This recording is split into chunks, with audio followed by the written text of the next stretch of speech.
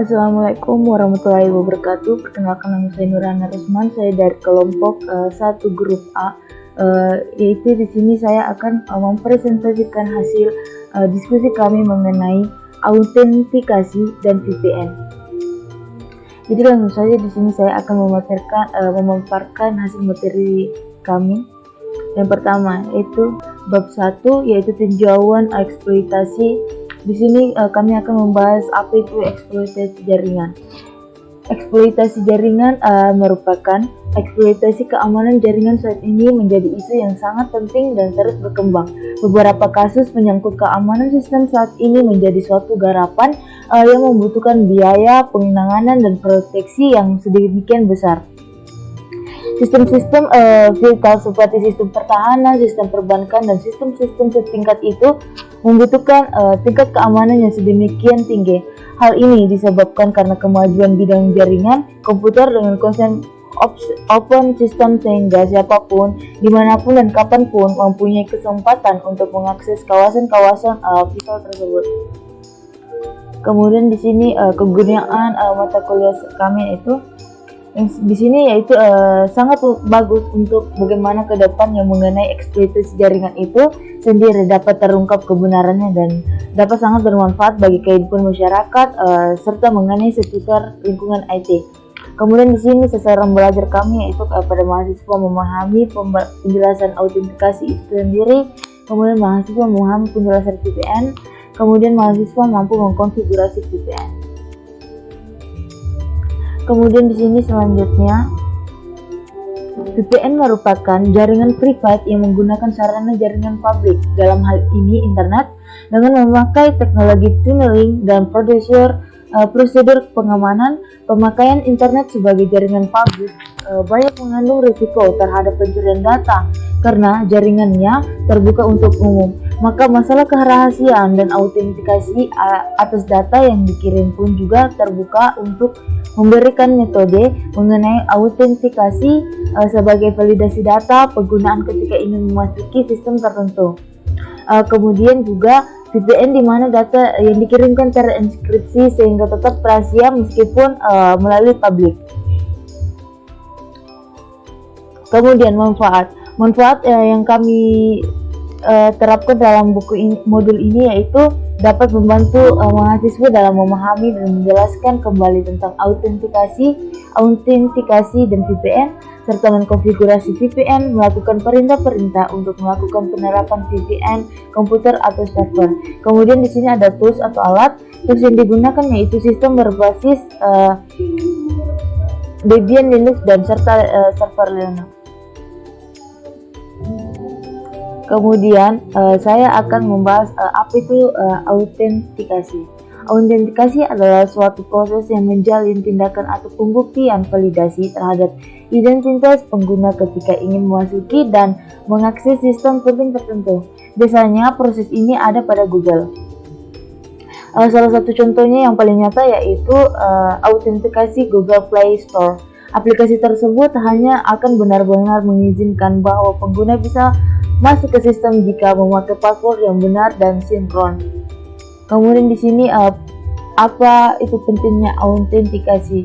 Di sini bukan tanpa sebab, tentunya mengapa Google meminta autentikasi. Biasanya Google akan meminta autentikasi karena ada aktivitas pengguna yang berkaitan erat dengan keamanan akun pengguna.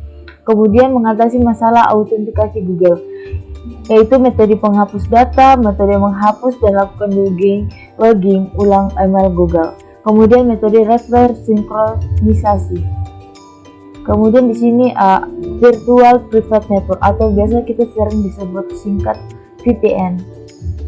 VPN adalah sebuah teknologi komunikasi yang memungkinkan untuk dapat terkoneksi ke jaringan publik dan menggunakannya untuk dapat bergabung dengan jaringan lokal. Kemudian di sini VPN terdiri dari 3 kata yaitu virtual, private, dan network. Kemudian virtual yaitu dapat ditampilkan bersifat semu atau tidak nyata yang ada di dunia internet. Kemudian private, sesuatu yang bersifat pribadi tidak bisa diketahui oleh orang lain dan yang tidak memiliki hak akses. Kemudian yaitu network, Network sendiri merupakan koneksi yang saling terhubung antara satu dengan yang lainnya. Kemudian jenis-jenis jaringan antara lain yang itu pertama remote VPN ditujukan kepada pengguna yang ingin mengakses jaringan pusat. Kemudian internet VPN diimplementasikan pada infrastruktur jaringan di perusahaan yang memiliki beberapa lokasi gedung berbeda. Kemudian external VPN biasanya VPN ini ditujukan untuk skala komunikasi yang lebih luas, melibatkan banyak pengguna dan kantor cabang yang terbesar. Kemudian manfaat dari VPN itu sendiri yaitu yang pertama remote access.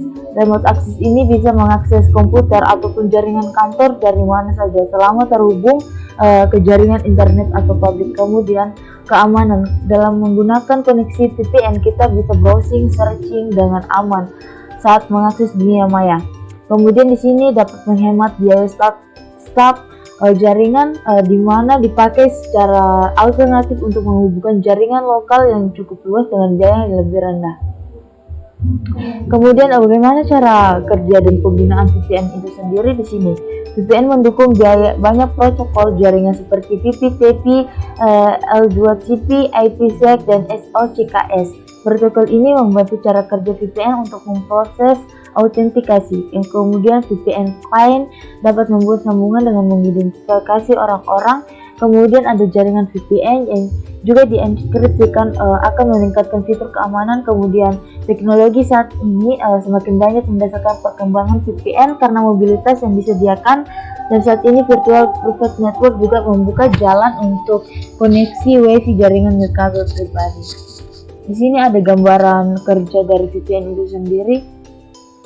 Nah, klien, kemudian VPN client, kemudian VPN server, kemudian internet. Jadi proses ini jika kita sebagai klien melakukan request ke internet dengan menggunakan VPN, maka proses dari user mengirim ke VPN client, kemudian diteruskan ke VPN server, kemudian baru sampai ke internet. Jika sudah request akan dikembalikan melalui jalur yang sama. Bila VPN digunakan untuk menghubungkan dua komputer secara private dengan jaringan internet, maka jalur kerjanya akan seperti berikut. Komputer A, kemudian VPN client internet, VPN server, kemudian VPN ke client, kemudian komputer B. Di sini masalah yang akan muncul ketika menggunakan fitur VPN yaitu jaring internet bermasalah, firewall dari komputer, antivirus yang bermasalah, Windows yang sudah expire atau keluarsa. Kemudian kelebihan menggunakan VPN. Di sini solusinya biaya efektif untuk organisasi besar dengan fasilitas jaringan khusus, meningkatkan mobilitas organisasi dengan langsung menghubungkan jaringan rumah atau para pekerja mobile di organisasi. Fitur keamanan dapat disesuaikan. Kemudian di sini ada kekurangannya saat menggunakan VPN itu sendiri. Dengan penyediaan akses ke karyawan secara global, faktor keamanan adalah risiko tersendiri. Hal ini juga menempatkan informasi sensitif perusahaan dapat diakses secara global. Kemudian langkah kerja menggunakan konfigurasi VPN server. Pertama kita masukkan perintah apt-get install pptp. Kemudian selanjutnya Anda harus mengkonfigurasi VPN Anda. Ada 3 buah file yang harus Anda konfigurasikan, yaitu etc/pptd.conf, kemudian etc/pp/pptd, kemudian garis mendatar option, kemudian /etc, kemudian /pp, kemudian /chat, kemudian garis mendatar secrets. Pertama, masukkan perintah berikut untuk mengkonfigurasi file. Kita bisa lihat di layar komputer saya untuk lebih jelasnya.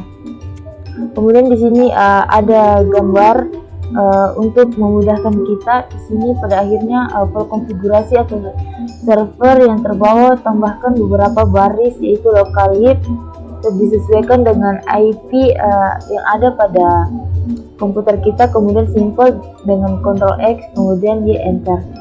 Nah, kemudian masukkan perintah seperti pada gambar, yaitu etc/pp, kemudian /pptd, kemudian option, lalu akan muncul tampilan seperti di bawah. Kemudian pada bagian garis tersebut kita tambahkan baris berikut, yaitu msdn, kemudian kita masukkan IP address kita, kemudian NOP sdcom, kemudian no IPX MCU 149 1490, kemudian MRU 1490, kemudian kita simpan dengan Ctrl X. Kemudian kita edit file etc pp, kemudian slice cap, kemudian garis mendatar circle dengan perintah nano slash etc, kemudian slash pp, kemudian slash cap, kemudian secret. Dan di sini akan muncul formatnya, akan lebih mudah. Kemudian kita restart service pptd dengan perintah service pptd restart, kemudian atau etc slash init d atau slash pptpd restart. Nah, kemudian di sini akan muncul perintah seperti berikut. Saya next saja supaya lebih jelasnya lagi, kita lebih gampang untuk melihat gambar berikut. Nah, setelah itu semuanya kita melakukan perintah, kemudian masukkan nama koneksi dan IP server atau domainnya, lalu create. Kemudian akan muncul jendela baru, kemudian klik connect pada server ini satu. Nah, di sini jika muncul tampilan seperti ini, kemudian kita masukkan username dan password yang tadi kita buat. Jika sudah terkoneksi maka sudah berhasil.